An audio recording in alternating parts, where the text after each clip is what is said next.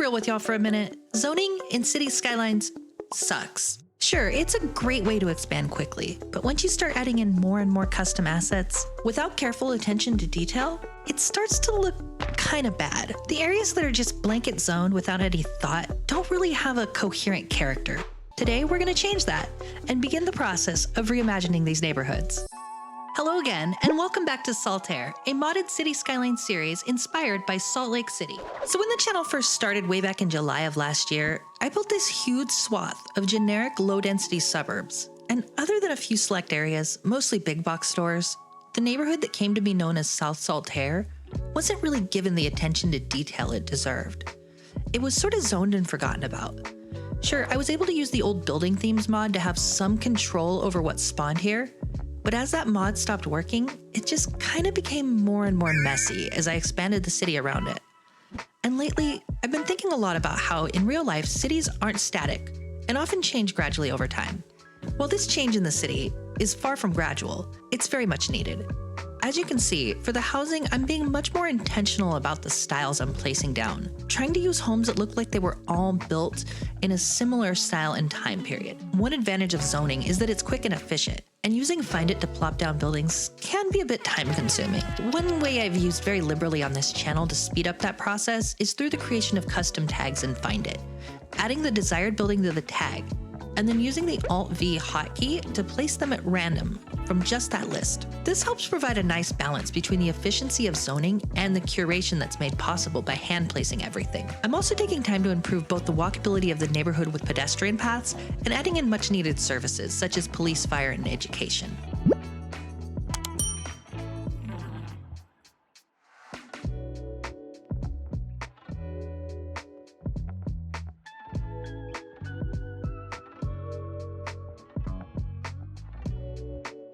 South Saltaire Station is a major transit hub that serves both South Saltaire and the Sugarville neighborhood on the other side of the Interstate 80 freeway. In keeping with the same sort of transit-oriented planning in Sugarville, I'm adding some more high-density residential close to the station to ensure maximum utilization, although selecting buildings that are built in a more historic style to create the effect that South Saltaire's developments are somewhat older than those found in nearby Sugarville.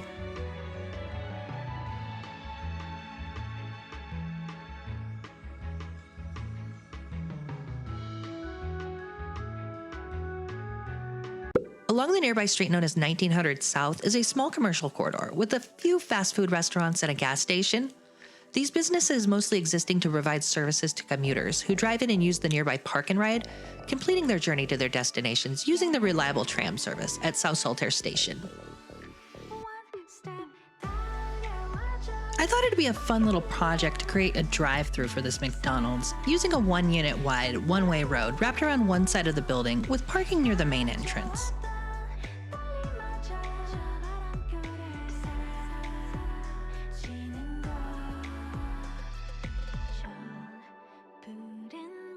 So one thing I definitely neglected in these areas was creating realistic cul-de-sacs. I think it makes any suburb look much nicer to include these. And it's as easy as using the Network Multi-Tool mod to add an extra node right before the end of the road, and then using the node controller's stretch function to stretch the ending node to 150%, and then place down the homes where you can and use Move It to position them in a way that looks good.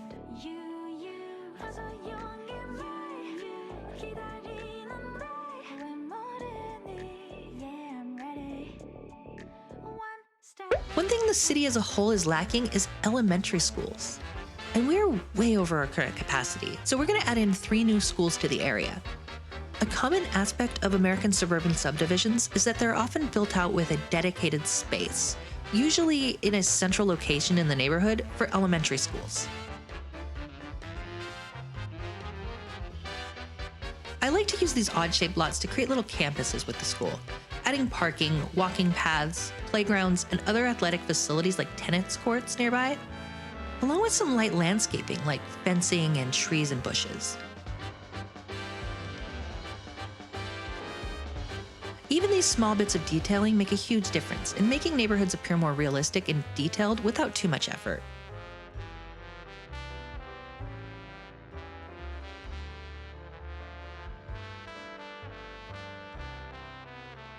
One of the major routes traversing the city of Saltaire is 700 East. As previously mentioned in the last episode, the city recently banned all new single-family zoning along this corridor and added multiple transit modes such as bus, tram, and protected bike lanes to the road. We're going to continue this development pattern of mixed use and higher density along the South Saltaire section of 700 East, with many apartment buildings and some mid-rise offices as well. In the future, this densification will continue along the corridor in all parts of the city. Although when I first designed it, South Saltaire was meant to be a somewhat satirical parody of the generic auto-oriented American suburb, and resemble no place in particular. For the redesign, I'm taking a bit of inspiration from the real-life city of South Salt Lake. However, in order to preserve some continuity of the design that exists already, I'm not going to redo it in a grid fashion like the real-life South Salt Lake. We're just going to live with most of the layout we already have. One particularly interesting landmark in South Salt Lake that I'd like to sort of mimic is the Chinatown supermarket. While Salt Lake City had an official Chinatown in the 19th century called Plum Alley, it did not survive to the present day due to many factors, including the Great Depression's effect on local businesses and prejudice from the mostly white local population. The Chinese and broader East Asian community still survives in Salt Lake City and in the in-game version of Saltaire. The Chinatown supermarket in South Saltaire, just like the real-life version in South Salt Lake, is pretty much designed like any basic suburban strip mall, but it's been altered quite a bit to create a facade with Chinese-inspired designs.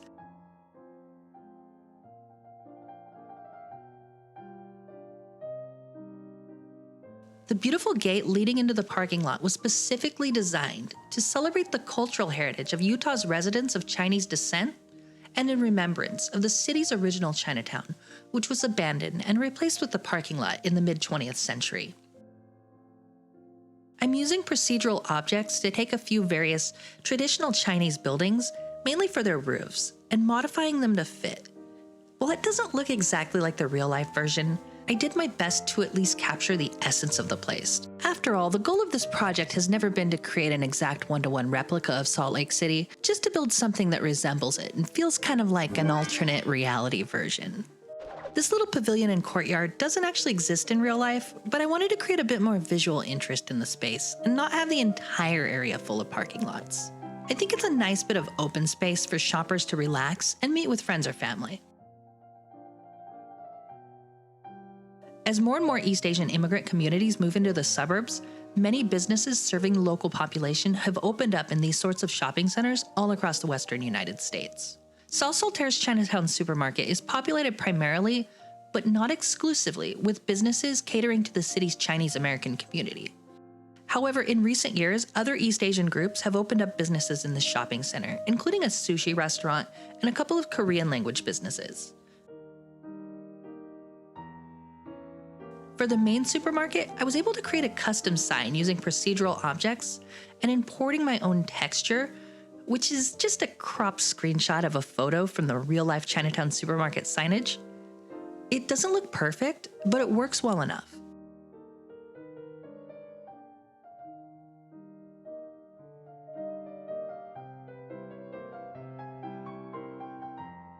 For the strip mall next to the Chinatown supermarket, I'm mostly populating it with English language stores, a mix of local businesses and national brands like US Bank, GameStop, and Starbucks, but also a popular regional chain opening its first ever Saltaire location, the gourmet dining establishment known as Frank's Fish Sticks.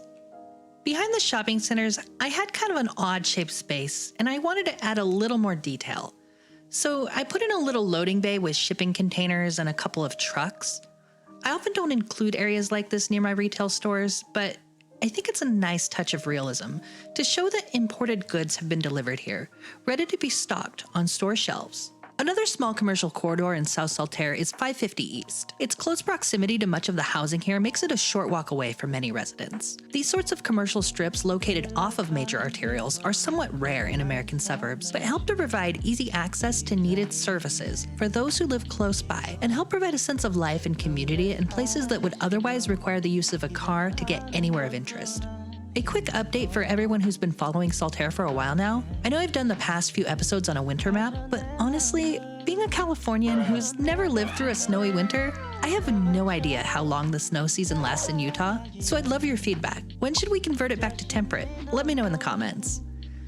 Also, If you haven't already, check out my new series of Cascadia Bay. It's a dense city set in the Pacific Northwest along the Oregon-Washington border. I think this episode's the best place to start, and don't forget to like and subscribe for more episodes of Saltaire.